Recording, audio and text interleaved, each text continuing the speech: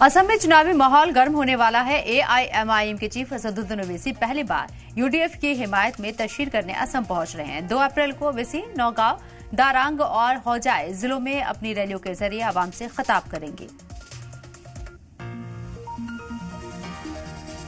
एआईयूडीएफ के चुनावी प्रसार के लिए असम में पहली बार पहुंच रहे हैं एआईएमआईएम के प्रमुख असदुद्दीन ओवैसी।